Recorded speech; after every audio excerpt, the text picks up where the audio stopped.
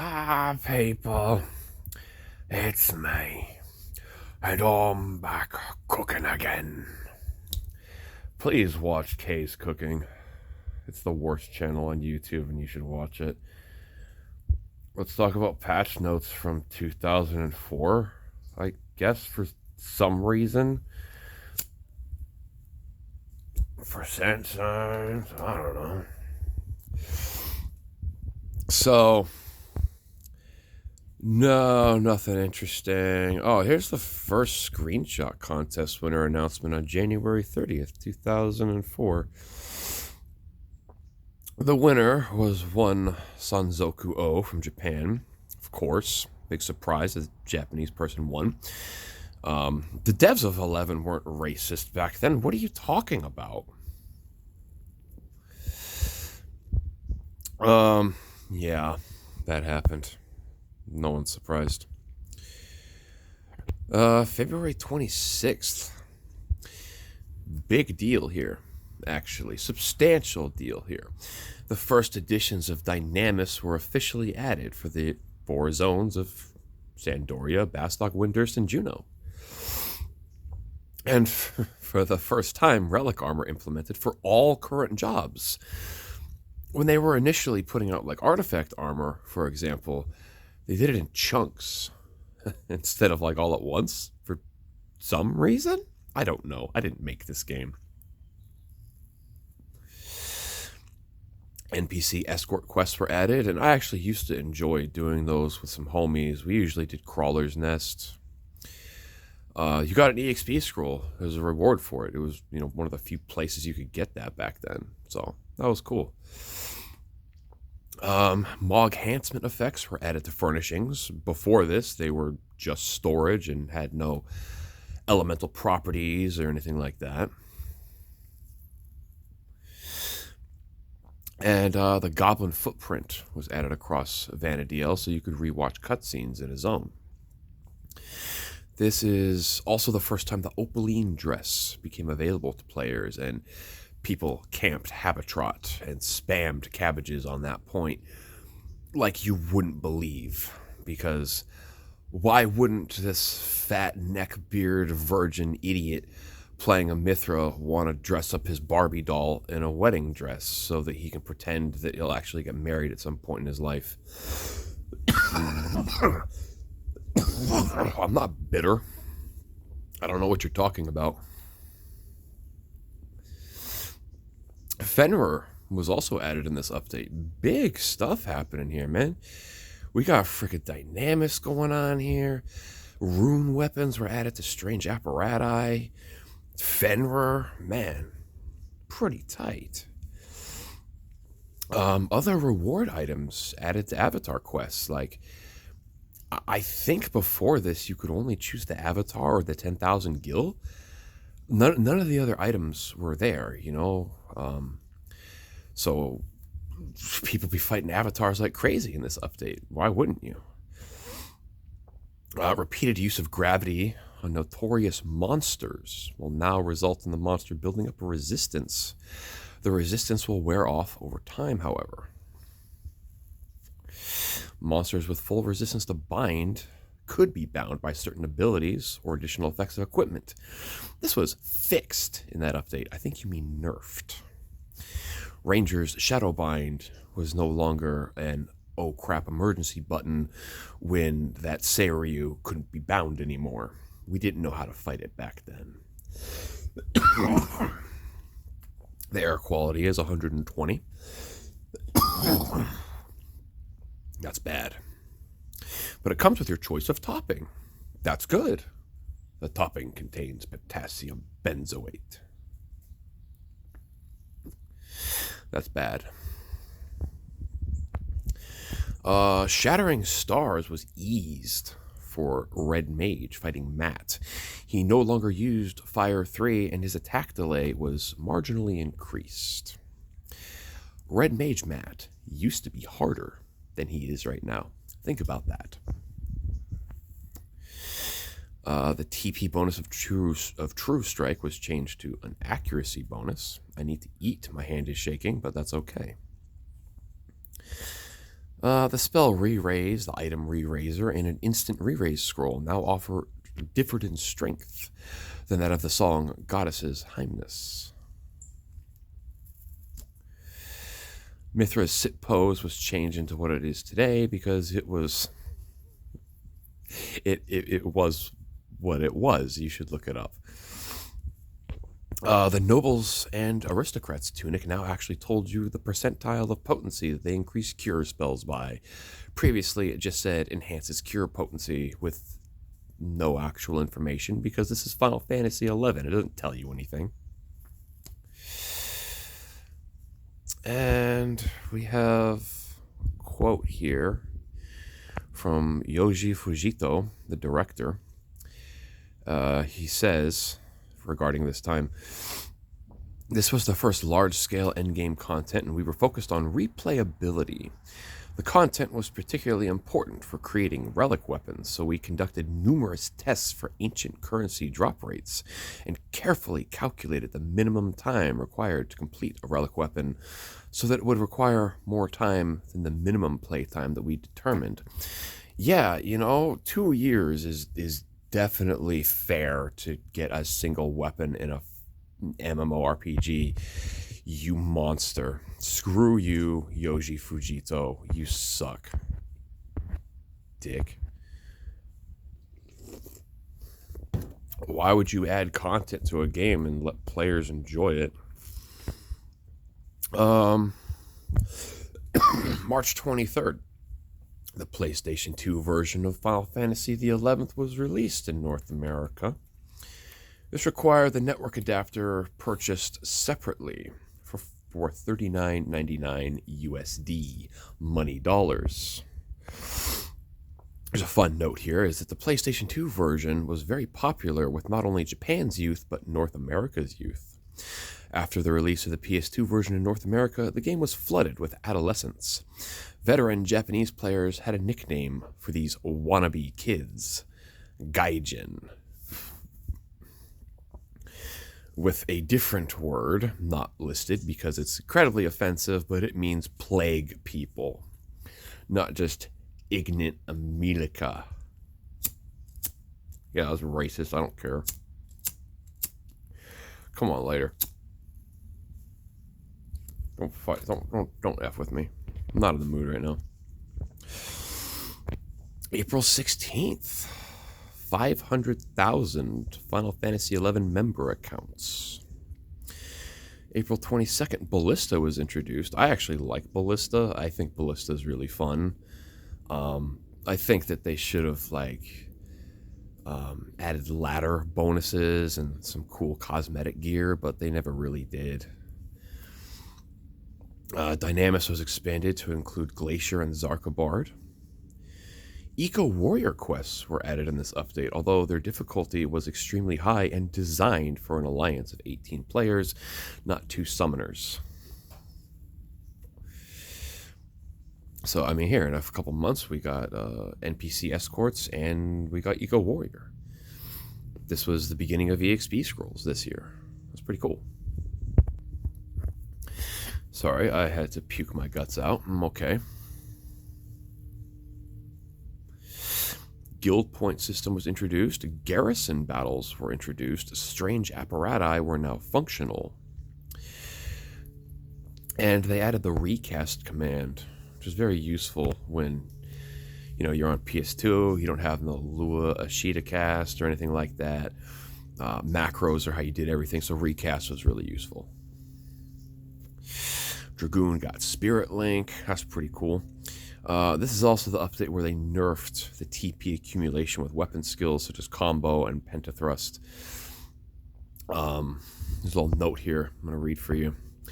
Was using a 999 delay weapon, the crappy relic weapons in their base form, from Monk in particular, because their hand-to-hand damage is not so much calculated based on the weapon's damage, but their actual hand-to-hand skill. This caused a situation where Monk could use the crappy 999 delay weapon, and 5 hours later, once they have 100 TP, or 1,000 in modern day, They could use Azuran Fists infinitely, and Azuran Fists became their regular attack. They didn't auto-attack anymore. They just spammed Azuran Fists, because using Azuran Fists would give you enough TP to use Azuran Fists again. That was real at one point, just so you know. Subtle Blow was added and given to monks and ninjas. Subtle Blow is really good. It doesn't get enough credit, frankly. Sorry, I gotta scroll through this. I can't do an hour-long video because I got no computer to upload with. June 24th, the Vana'diel clock was released, and I've always wanted one of those. They're really cool. June 29th, the merit point system was introduced. However, only HP, MP, Strength, Dex, Vit, Agility, Intelligence, Mind, and Charisma were meritable. There was nothing else, and they could only be raised a total of 3 times. For example, 3 Strength merits, and nothing else could be raised. Merit points were incredibly limited when they were brand new.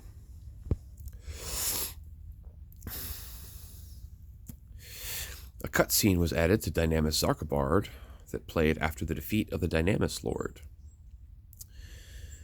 And Thief can now equip some crossbows and bolts.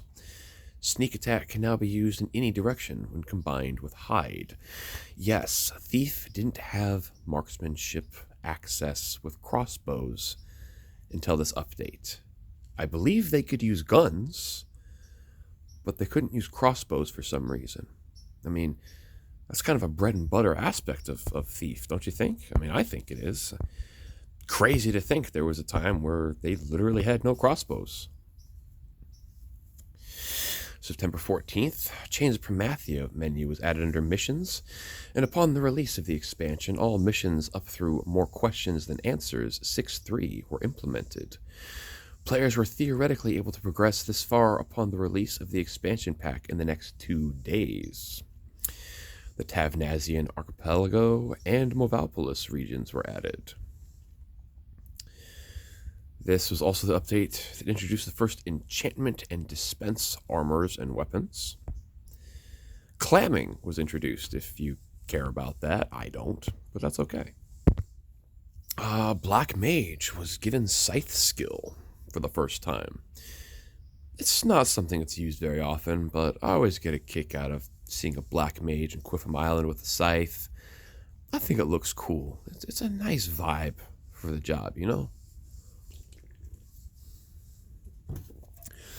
We had a buddy back then, our static Black Mage, Grim Reaper. He was over the moon when he could equip scythes. I mean, his name's Grim Reaper. Like, I always saw him with a scythe. You know, when he wasn't casting for real, but he idled in a scythe because it looked cool, you know? Thief's Evisceration weapon skill chain element was changed. The recast time of cover was reduced from 5 minutes to 3. And Paladin could now use Raise at level 50. Formerly, it was level 75, if you can believe that. Etude spells were changed to single target only. They used to be AoEs, and their casting time was reduced. Summoners' avatars could now participate in both skill chains and magic bursts. Wheeling Thrust was enhanced for Dragoon, and Super Jump was added. And here is the one. The effectiveness of Utsumi now relied upon the type of attack being used on the caster. The system is the same as it is today. Single target attacks eat 1 shadow, AoEs destroy shadows. Faraga 3 used to eat 1 shadow. FYI. Gobby Bag Part 5 and an inventory limit of 55 was added. Neato. Everyone loves Gobby Bags. Dia 2's MP cost was reduced from 59 to 30. 59 for Dia 2. Redonk. So glad that was changed. I'm going to skip through some nonsense here. October 7th, the first new Chains of Promathia missions were added up to 7.3, Fire in the Eyes of Men. The 3 COP Grand Worms were added in this update as well.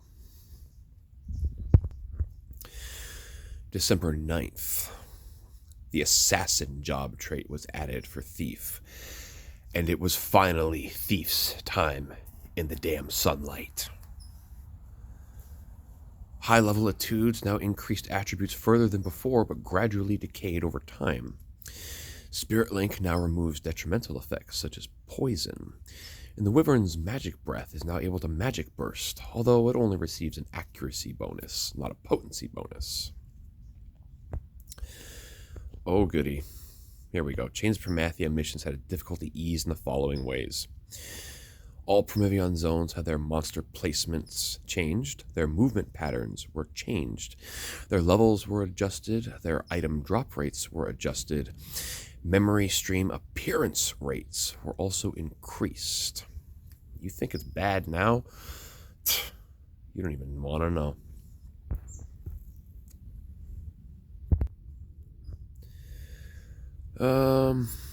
Is there anything else interesting in here? Oh, astral rings were removed from the coffers in Castle Ostroja and replaced in a BCNM instead. Right around the time my Thief was finally able to go pick coffers there, they took astral rings out, and I was mad about that. That was bullcrap. This update also came with major changes to all types of food. Meat dishes were now strength attack and ranged attack. Sushi was dexterity, accuracy, and ranged accuracy. Drinks were made to be mainly MP refreshes. What we consider basic things for food to do, they were finally universally homogenized into their different types at this point. Their stats were a little weird, but they were fixed at this point to be more universal as per, it's a fish dish, grains and rice, pies, that sort of thing. And, I guess that's it for this update. All the big stuff, I guess, is in the next one. Oh, there is one more worthwhile note here, and that is that Kirin, Genbu, Seiryu, Suzaku, and Byakko received their unique skins. Prior to this, Kirin looked like every other Manticore in the game. Genbu looked the same as Aspid or Adamantoise. Seiryu just looked like a Typhoon Wyvern. Suzaku just looked like every other Abraxas, white and black. And Byakko, for some reason, was just a black tiger. They didn't always look like the way they do now. I remember because my first couple times tanking Sky Gods, I remember thinking, like, this is Suzaku? It just looks like a Diatrama from Valley of Sorrows. What the hell is this? Like, it doesn't even look special. So, yeah. There you go. Just felt like talking about the Final Fantasy XI because I can't play it right now. But wanted to go through one of these patch notes, enjoy the fun times, remember where we came from. Pretty crazy changes this year. I mean, Thief definitely won the updates for this year, in my opinion. I mean, etudes were pretty fun. I mean, that's kind of how we started to learn what, like, the stat modifiers on a lot of weapons were before, like, DAP mining was like a prolific and normalized thing. But yeah, it's like you get Assassin, you get sneak attack from any freaking direction, Evisceration, skill chain's better now. Holy freaking crap. Thief was the winner of this year by a couple miles, no question. Anyway, thank y'all for listening. Appreciate y'all's time. God bless. I'm out.